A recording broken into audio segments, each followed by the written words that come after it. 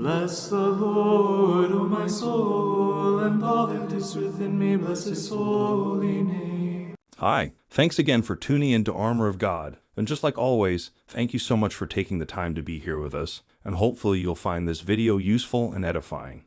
And this video will be the third part of my interview with Father Joseph Iannuzzi recently. This will be his answer to the following question, which one of you submitted before. Has the Freemasons really infiltrated the Catholic Church? Because people keep on saying that the Freemasons have infiltrated the church over and over again. Have the Masons infiltrated the church is the question. How are we going to know that when it's a secret society? There's no way to know that if it's a secret society. They're not going to come out in public and say, I'm one of them. That's against their code. So the only way we know that they exist, we'll never know their number, we'll never know the size, because only God knows these things, unless he chooses to reveal it to us, as has been the case with Father Stefano Gobi, who's now a servant of God. He speaks about this presence, and also the writings of Blessed Anne Catherine Emmerich. She talks of the secret societies as well. And so does Pope Pius the 11th, the Fatima Pope, in his encyclical on communism. He talks about a secret society as well. So we know they exist, and they've been here for a long, long time. Even at the time of Christ, they were here, not under the same society, but under the same God, false God. And we know it because Jesus says in the gospel that some of these belong to the Synagogue of Satan. That was a society. So it was around at the time of Christ. It assumes different masks with the changing of generations and guards, but it is ultimately under the influence of Satan. For the next clip is Father Iannuzzi's answer regarding demonic infestation. This was actually my own question. And the reason I asked this is, say our ancestors were pagan before and could be worshipping some form of demonic entities or something like that. So I asked Father Iannuzzi this question with that scenario in mind, and here was his answer.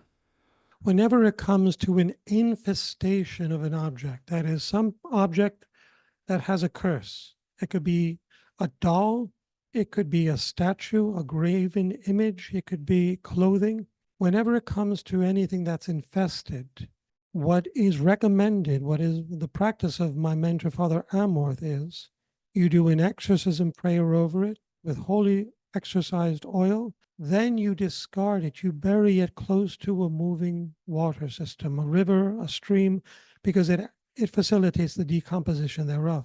So the first thing you do is you free it of this infestation. Of course, the priest is the one traditionally to do that. And then you place it in the ground to decompose. And if it's something that can be burnt, you can burn it. And the remains you can put by the water as well, or in the water itself, after you pray over it.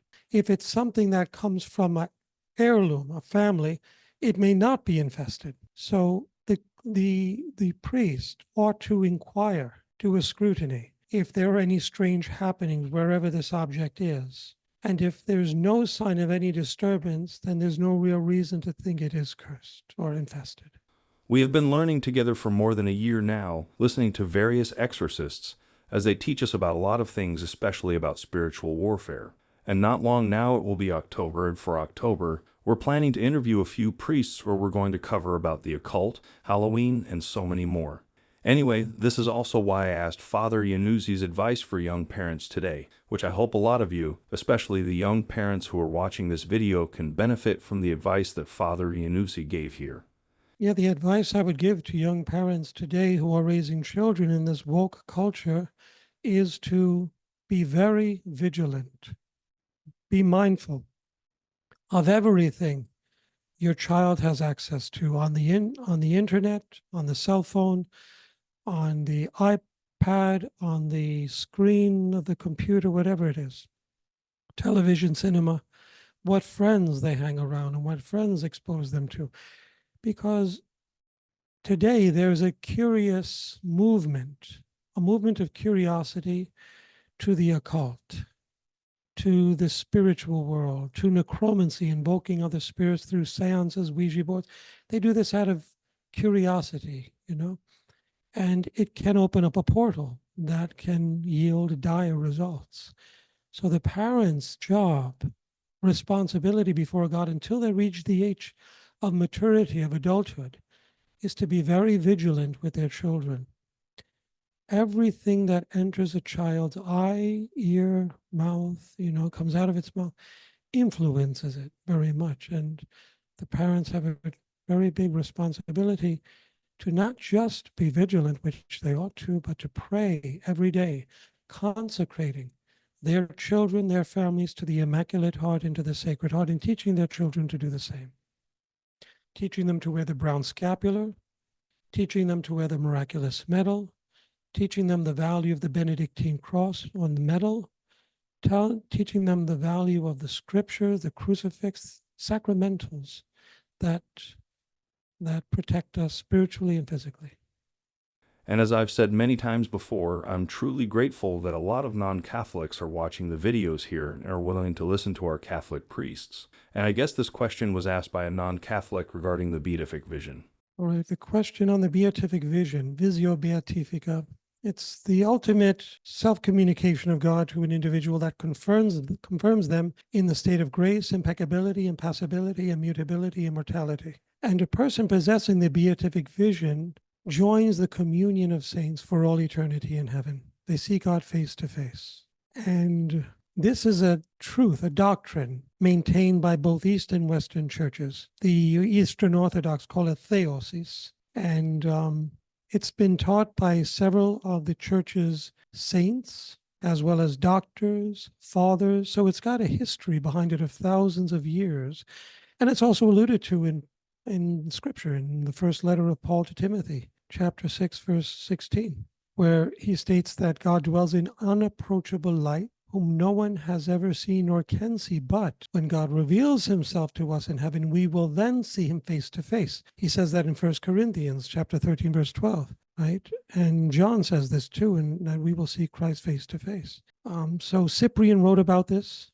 He was a great defender of the papacy, Saint Cyprian. And the Catholic Church, Thomas Aquinas speaks about this at great length. Pope John Paul II also, and it's in the Catholic Catechism too, by the way, several passages of the Catholic Catechism. So yeah, it's a solid teaching of the Church. We're going to be back releasing longer compilations later this week, but for this time, I hope all of you have learned a lot from this video right here. I cannot thank all of you enough for your continuous support and for being here with us. And remember, if there's any feedback or suggestion, please let us know in the comments below. Anyway, if you like our works and you'd like to support us, I left a link to our PayPal donation in the description box below, and from the bottom of my heart, thank you so much everybody for your support, contributions, and prayers.